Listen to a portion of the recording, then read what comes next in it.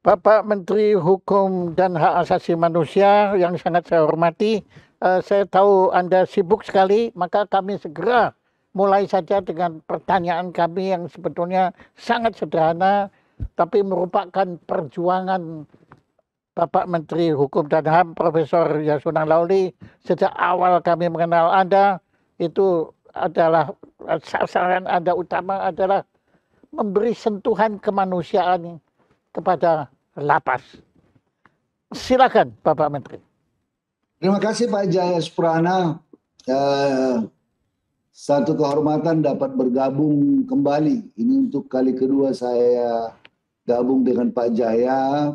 Pernah datang langsung di studio dan sekarang melalui virtual. Memperjuangkan lapas yang betul-betul memenuhi rasa kemanusiaan yang adil dan beradab itu it's a difficult undertaking, betul-betul satu proses panjang yang sulit di tengah-tengah kadang pandangan masyarakat yang melihat para pelanggar hukum atau warga binaan itu sebagai orang-orang yang harus dihukum seberat-beratnya di tengah-tengah pandangan yang sangat punitif. Kadang-kadang kalau boleh masyarakat meminta jangan dikasih remisi. Padahal dalam proses pembinaan, karena memang filosofi pemasyarakatan kita Pak Jaya sudah bergerak mulai dari filosofi an eye for an eye, a tooth for a tooth, dari filosofi Hammurabi, yaitu sistem pembalasan mata ganti mata, gigi ganti gigi, yang kemudian dibilang kalau itu terjadi, a tooth for a tooth, an eye for an eye, a tooth for a tooth, make the world blind and toothless. Because everybody, tidak ada yang salah, tidak ada manusia yang sempurna kalau masing-masing dengan cara membalas. Kemudian berkembang, kemudian menjadi prinsip deterrence, pencegahan. Kasih hukuman berat supaya ada pencegahan. Itu prosesnya yang bertahap filosofi penologinya. Kemudian sekarang ini kan konsepnya reintegrasi sosial. Kenapa? Kejahatan itu bukanlah produk genetik. Ya, bukan memang by nature dia adalah orang yang jahat. Kejahatan adalah social product. Kejahatan adalah faktor-faktor sosial, itu sebabnya lebih banyak karena faktor kemiskinan, faktor pengangguran, slum areas, disintegrasi sosial. Nah, sebagai produk sosial, maka kita juga harus melihatnya dari perspektif yang lebih jernih. Maka konsep kita yang dulunya di Indonesia itu penjara, sekarang namanya lembaga pemasyarakatan. Programnya adalah pembinaan narapidana, tidak lagi pembinasaan narapidana. Maka dalam menghadirkan lapas yang berkemanusiaan, yang adil dan beradab, ya, memenuhi hak-hak asasi manusia, memang dan juga sekarang di tengah keterbatasan infrastruktur, sarana prasarana, memang betul-betul satu persoalan yang sangat tidak mudah Pak Jaya. Sekarang ini persoalan kami yang paling adalah overkapasitas. Dan mengerikannya dari 274 ribu narapidana, dari itu hampir setengahnya itu adalah narkoba. Jadi crime related, drugs related crime. Ya, jadi yang berkaitan dengan kejahatan-kejahatan narkoba. Dan persoalannya juga kita lihat bahwa itu pada umumnya adalah yang masuk dari ada di dalam lapas itu adalah karena pemakai. Ya. Hampir 80% itu adalah pemakai, bukan bandar, bukan kurir, bukan ini. Maksud kita adalah itu adalah kondisi di mana saat ini lapas berada menyebabkan overkapasitas, terutama di kota-kota, menjadi sangat berat. Nah, itu saya mengatakan kepada para petugas-petugas lapas bahwa para narapidana itu adalah human being. We should treat them as a human being, bukan sebagai orang yang harus dinistakan. Dalam Undang-Undang Nomor 12 tahun 95 itu memang undang-undang kita itu filosofinya adalah pembinaan. Maka dalam program pembinaan itu berlakulah prinsip reward and punishment. Orang-orang yang berbuat baik, sudah taat beribadah di dalam, kemudian bekerja memproduksi bahan-bahan mebel dan lain-lain, ada kegiatan-kegiatan yang produktif dilakukannya di dalam, ya kasih dong remisi. Kita harus, mereka di dalam tidak boleh kita biarkan idle. Kalau kita biarkan idle, potensial menjadi kerusuhan, apalagi di lapas-lapas yang sangat padat. Ada sebuah lapas Pak Jaya dulu sekarang di Biren itu 800% over kapasitas. Siap. Jadi lebih baik. Dulu ada lapas di Bagan Siapi Api itu 700 sampai 800% over kapasitas. Di Medan itu 300 ke 400%. Jadi satu tempat yang seharusnya dipakai tidur diisi 4-5 orang. Kalau ada sampai 8 orang. Jadi memang itu sangat, kalau kita ke dalam baunya juga amit-amit. Ini persoalan kita. Maka dalam soal ini Pak Jaya, keterbatasan petugas dan lain-lain membuat pendekatan terhadap membuat lapas menjadi suatu tempat yang memenuhi prinsip-prinsip hak asasi manusia dalam kondisi overkapasitas menjadi sangat berat buat kita. Tetapi paling tidak dari segi perspektif treatment yang kita lakukan, hendaknya para petugas itu tidak melakukan kekerasan, tidak melakukan eksploitasi, tidak melakukan perbuatan-perbuatan yang melanggar hak-hak manusia, hak-hak mereka sebagai manusia. Ini yang selalu saya tekankan kepada teman-teman di lapas, ya, karena masih kita temukan kadang-kadang ada petugas-petugas kita yang bertindak di luar batas-batas. Dan itu misalnya, iya Pak. Boleh, Pak, dari tadi saya mendengarkan itu sebetulnya kan sumber masalahnya kan overcrowded. Iya, nah, termasuk. Itu menurut saya malah itu sumbernya. Andai kata tidak undercrowded, saya yakin para petugas pun akan lebih mudah menunaikan tugas tanpa rasa jengkel, rasa frustasi. Saya kira kan para petugas juga manusia yang punya ambang batas perasaan itu. Nah, apakah sebetulnya nggak lebih baik yang dirubah itu adalah undang-undangnya, di mana para narkoba ini yang pengguna itu ya betul-betul namanya dibina, bukan dihukum, begitu loh. Baik Pak Jaya, ini perjuangan saya untuk merevisi undang-undang narkotika. Jadi itu sejak saya masuk sebetulnya saya sudah mencoba. Nah sekarang undang-undang revisi itu sudah di DPR. Sudah sedang dibahas Pak Jaya. Jadi saya katakan pemakai itu direhabilitasi.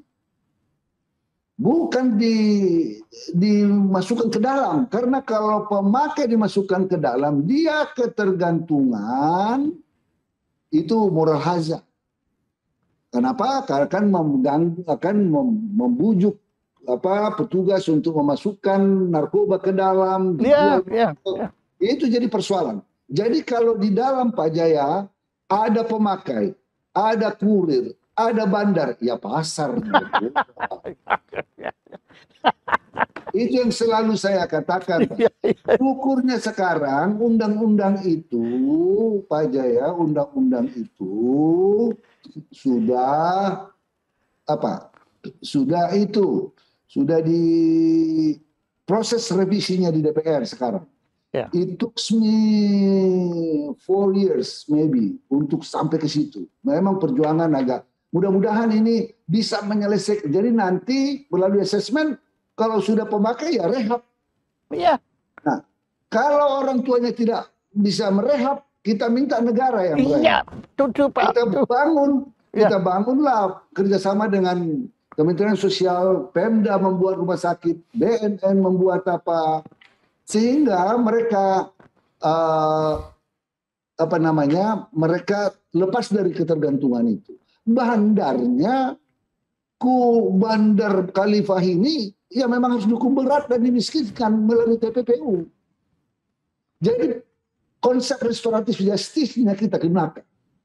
Jadi pemakai itu, jadi Pak Jaya, dari 130.000 kejahatan narapidana dan tahanan di kami sekarang yang narkoba, 80% hanya 12 sampai 13% itu bandar dan kurir. Berarti itu sekarang 88% itu pemakai. Coba dibayangkan kalau itu sudah sangat lega sekali. Iya. Dan kalau itu dimasukkan di dalam, kami harus bayar makanannya. Sekarang hampir 2 triliun bayar makanan. 2 triliun Pak Jaya. Makanan saja. Belum fasilitas yang lain. Hanya makan saja 2 triliun. Itu pun menunya 17.000 sampai 20.000 per hari. Bukan per makan, per hari. Nah, boleh dibayangkan kalau 17.000 3 kali makan. Itu kan menunya menjadi seadanya. Atau katakan 20.000. Kalau 25.000 kan itu kan dikontrakkan ke orang. Dia ambil untung lagi. Dapat untung lagi dia. Dilema. Maka itu sebabnya kami tidak membatasi kalau ada keluarga yang bawa makanan. Nah di sini dilemanya kadang. Sambil bawa makanan dimasukkan barang ke dalam. Ini persoalan. Jadi saya sangat senang Pak Jaya bahwa sekarang ini undang-undang narkotika ini akan sangat membantu kami nanti. Itu menurut Bapak kira-kira kapan itu Bapak? Ya tahun ini harus selesai. Sekarang dalam proses panjang. Panjang. Yang berikutnya saya mau sampaikan Pak Jaya, waktu COVID-19. Waktu COVID-19 itu kita kondisi overkapasitas. 272.000 pada waktu itu. 272.000. Maka saya keluarkanlah kebijakan namanya program asimilasi rumah. Jadi ada percepatan mengeluarkan narapidana keluar dari masa hukumannya. Kalau sudah menjalani hukuman lebih dari ada ketentuannya. Jadi kita percepat keluar. Tetapi dengan asimilasi di rumah. Harus tetap melapor ke Bapas. Dikontrol melalui orang kita. Itu awalnya Pak Jaya. Saya dihajar. Iya, saya ingat. Dihajar dibilang ini Menkumham mengeluarkan para penjahat dan akan menjadi malapetaka bagi masyarakat. Nah ini fobia. Memang ada beberapa yang melakukan kembali, saya straf sel. Saya suruh dihukum dan remisinya dicabut. Tapi tingkat residivisme pemulangan dari orang-orang yang kami keluarkan ini sangat di bawah 1%, 0,5% saja. Berarti mereka mengapresiasi kebijakan. Iya. Tujuan penghukuman itu kan membina. Dan kita keluarkan Pak Jaya 132.252 dalam 2 tahun. 132. Jadi kalau sekarang lapas kami itu 274, kalau seandainya program ini tidak ada, katakanlah kita masukkan sekarang hanya 32.000 yang keluar, tambah 100.000, sekarang kita sudah 374.000. Saya nggak tahu lagi caranya bagaimana, di mana ditaruh mereka itu. Membangun lapas Pak Jaya bukan jumlah yang... Iya. Satu lapas ukuran 1.000, minimal 100 miliar. Itu bangunannya. Belum peralatannya. Belum pegawai dan stafnya. Sarana prasarananya. Itu bisa sampai hampir 150 miliar. Atau 130 ke 150 miliar. Untuk 1.000 orang. Makanya kalau kita berpacu dengan mengatakan bahwa wah overkapasitas bangun lapas. Dari mana? Uangnya dari mana? Nah, ini jadi kita harus melihat. Jadi ini selalu saya katakan di luar Pak Jaya begini. Kita ini banyak jenis kejahatan. Ada korupsi, ada pencuri, ada pencurian kekerasan, pemerkosa, pembunuhan, penganiayaan, penyeludup, penipu, dan segala macam. Ya. Ini kalah jumlahnya dengan satu jenis kejahatan, namanya kejahatan tentang narkoba. Ya ampun. Jadi coba dibayangkan Pak Jaya, digabung semua jumlah kejahatan itu, kalah dengan kejahatan narkoba jumlah manusia yang masuk penjara. Berarti something wrong.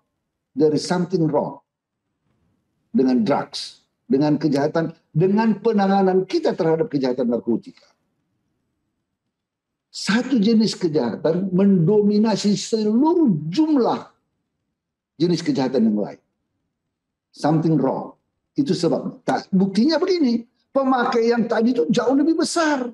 80% lebih, 88% itu adalah pemakai yang kita masukkan ke dalam, yang seharusnya lebih baik kita treat ke dalam. Prof, Anda kan lama menempuh studi di Amerika Serikat. Yes, Tentunya sir. Anda tahu kondisi lapas di Amerika Serikat. Itu boleh ini bukannya mau bukannya kita mau membandingkan, tapi kita mau tahu apa yang dilakukan di Amerika Serikat. Monggo. Kalau di Amerika Serikat juga banyak yang di sana sangat konservatif, memang tempatnya lebih baik tentunya, fasilitas lebih baik. Tapi jumlah kejahatannya, rasionya justru lebih banyak di sana Pak Jaya. Tetapi yang saya lihat justru di Belanda Pak Jaya. Oke. Saya ke Belanda, saya lihat lapas, ketemu dengan Spir. Seperti Hotel Melati yang lengkap, lebih mewah dari Hotel Melati untuk satu orang. Ada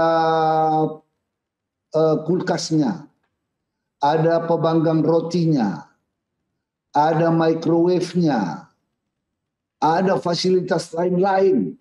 Itu seperti, tapi begitu pun isinya kosong itu lapas mereka. What's wrong? Padahal lapasnya itu mewah. Wah, itu tidak kita bayangkan. Nggak bisa kita bayangkan Pak Jaya dengan apa yang kita punya sekarang. Kalau kita buat di sini lebih banyak orang mau masuk penjara daripada keluar penjara. Karena makanan enak. Iya. Ada ini dan ada conjugal visit. Conjugal visit itu artinya istri atau spouse. Iya, jadi hotel prodeo betul-betul ya. Iya. Betul-betul itu hotel prodeo. Tetapi itu kita lihat kok kosong. Bahkan Belanda pernah menawarkan lapasnya untuk negara lain. Siapa yang mau mengirim ke situ daripada kosong? Ke beberapa negara tetangga. Kenapa mereka bisa kosong? Karena itu tadi perspektif melihat kejahatan. Narkoba mereka lihat kalau pemakai ya di treat ya. Narkobanya tidak dimasukin ke dalam, di treatment. Kita masukin ke dalam. Satu. Yang kedua adalah kondisi sosial ekonomi masyarakatnya tentunya. Pendidikannya dan values. Banyak yang di sana yang akhirnya karena kondisi ekonomi baik dan lain-lain sebetulnya.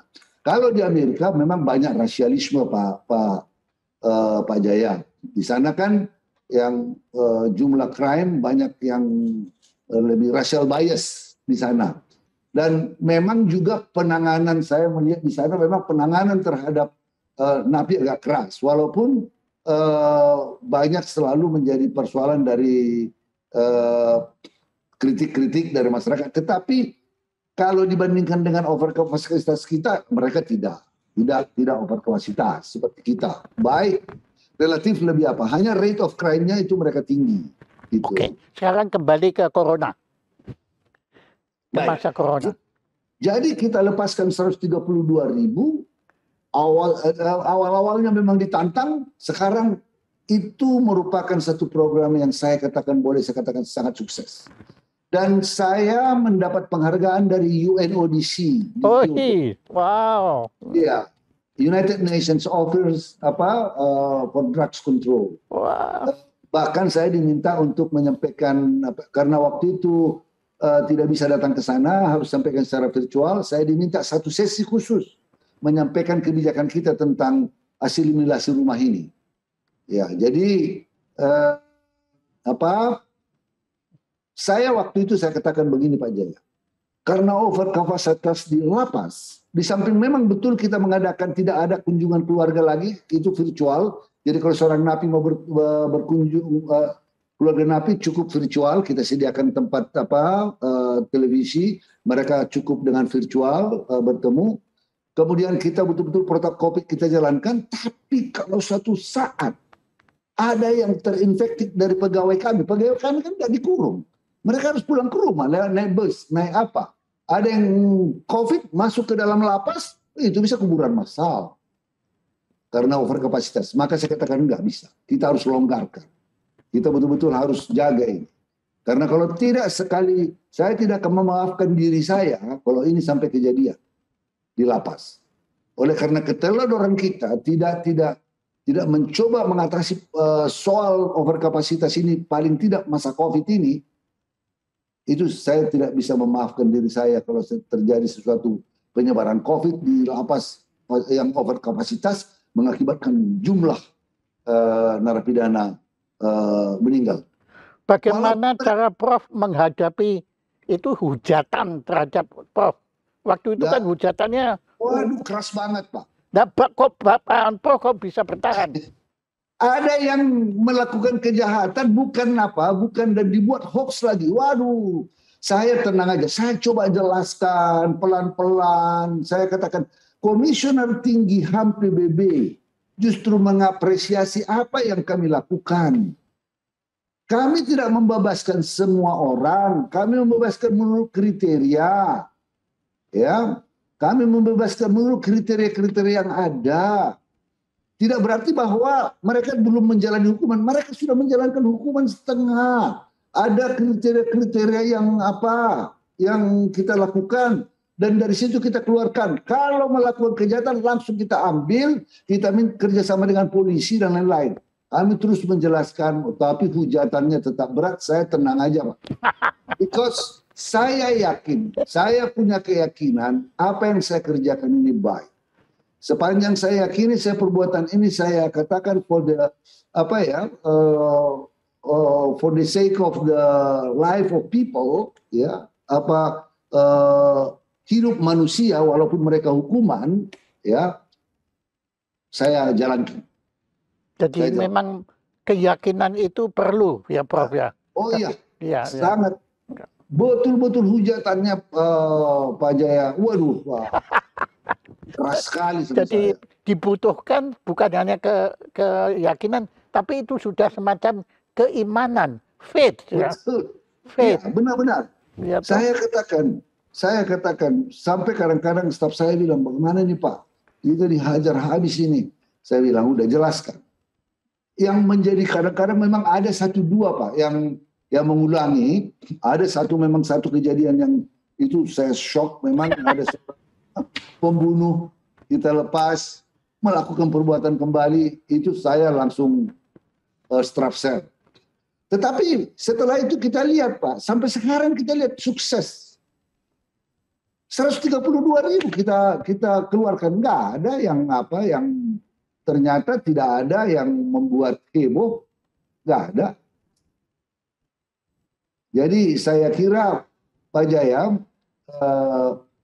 mudah-mudahan apa yang kita lakukan ini ya akan mempunyai dampak yang positif dan kami akan terus memperbaiki diri untuk terus memperhatikan aspek-aspek human being, aspek hak asasi manusia di lapas.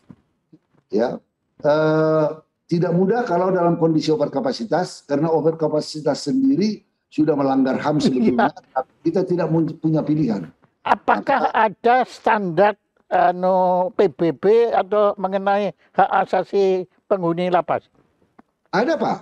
Ada standarnya, ruangannya bersatu orang napi itu ada standar apanya, ada standar lainnya. Ini kita pakai. Jadi kalau standarnya itu satu orang itu harus punya space segini. Misalnya kan ada 2 kali berapa ya? 2 kali 1,5 atau berapa? Itulah satu orang. Ini ya, kita langgar semua itu, Pak. Nggak bisa.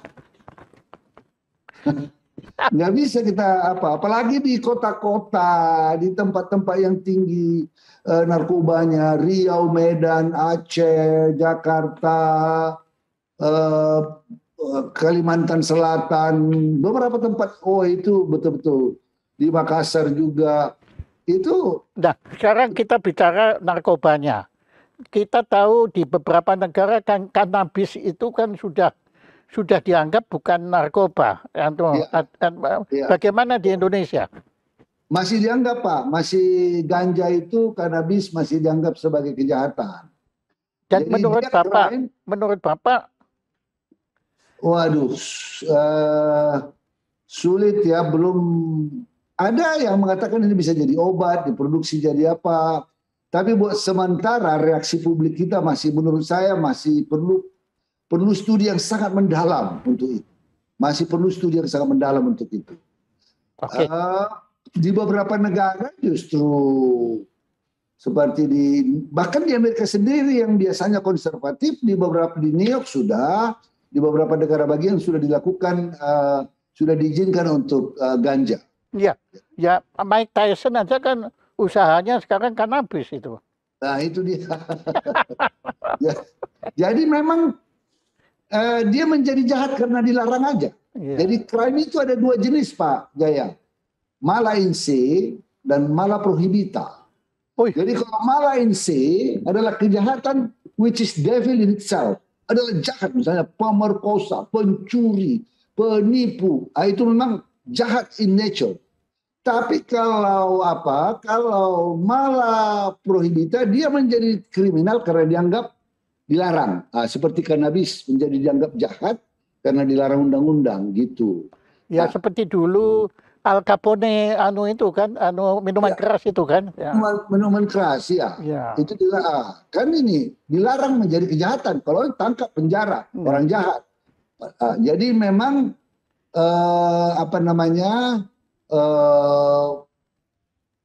di beberapa negara sudah, bahkan bincang-bincang di beberapa teman-teman sudah mulai mengatakan, oh ini di negara sana ini sudah dilegalkan kanabis.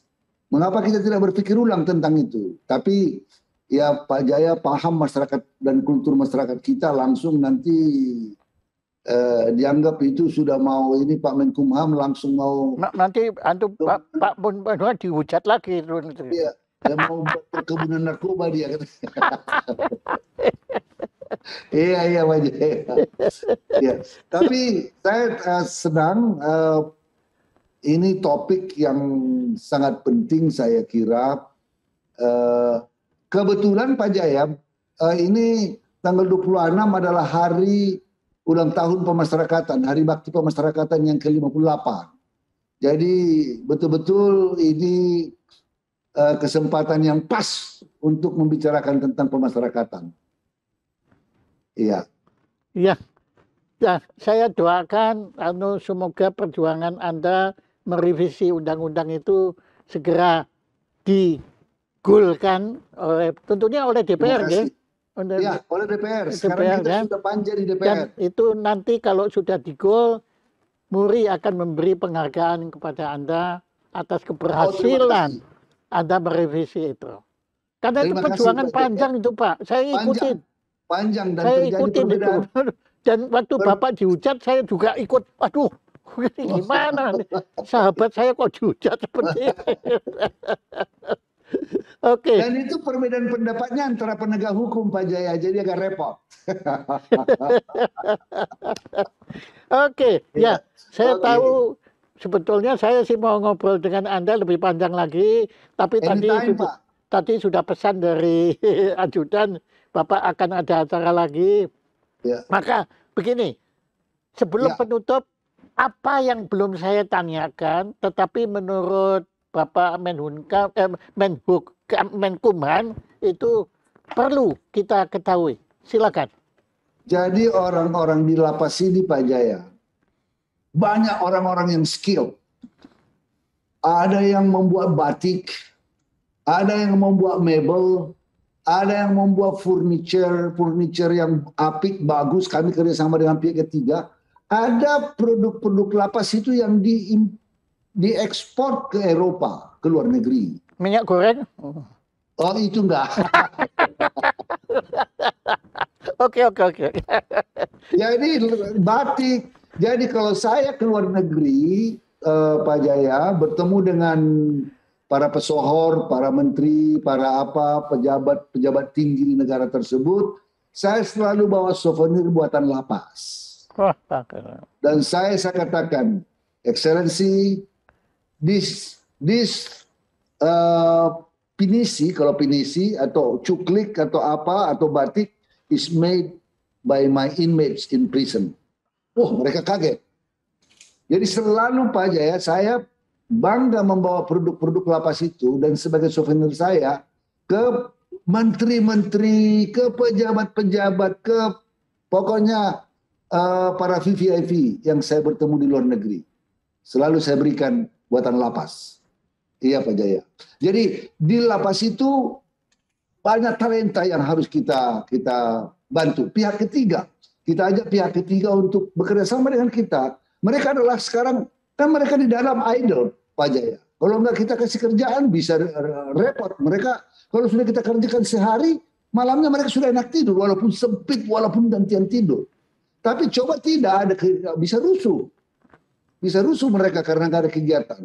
Jadi kita betul-betul, kami bekerjasama dengan Menteri PUPR, kita kasih sertifikasi tukang batu, tukang listrik, tukang kayu. Jadi kalau keluar mereka sudah punya sertifikat, dilatih oleh PUPR untuk tukang kayu, tukang besi, tukang apa saja. Jadi itu kita lakukan. Jadi di dalam kita juga melakukan program pembinaan dan pemandirian napi. Pemandirian. Ya. Ya. Musik pemain band banyak yang bagus-bagus. Iya. Iya, banyak yang bagus-bagus. Iya. Termasuk waktu itu, termasuk kan Ahmad Dhani pernah kan di lapas juga. Tagor Pengaribuan. Oh iya. Yang menyanyikan Jangan Salah Menilai. Iya. Oke. Yang main piano juga ada seperti Pak Jaya di situ. Oh iya, terima kasih. Ya, iya. Mungkin nanti kalau saya masuk lapas, saya akan makin hebat main pianonya. Jangan sampai Pak Jaya. Tapi sebetulnya banyak sekali penulis-penulis hebat yang membuat karyanya, ya, Bung Hatta, Bung Karno. Ya, toh, kan di lapas semua di pembuangan. Keluar inspirasi. Iya. Ya Pak Yasona, Profesor Yasona, dari dulu saya menyebut Anda adalah Menteri Hukum yang memiliki rasa kemanusiaan sangat tinggi, terutama justru kepada mereka yang selalu kita anggap termasuk saya, yaitu bahwa saya anggap itu penjahat itu harus dihabisin, gitu ya. Padahal mereka adalah sesama manusia yang kebetulan sedang mengalami cobaan sehingga ya perlu direhabilitasi sehingga menjadi anggota masyarakat yang mandiri seperti Anda maupun saya gitu. Terima kasih. Terima kasih Pak Jaya atas kesempatan ini. Jangan segan-segan mengkontak kalau perlu diundang lagi dengan berbagai topik yang ada. Oke, terima kasih. Ya. Terima kasih. Tepuk tangan untuk Prof. Yasona. Terima kasih.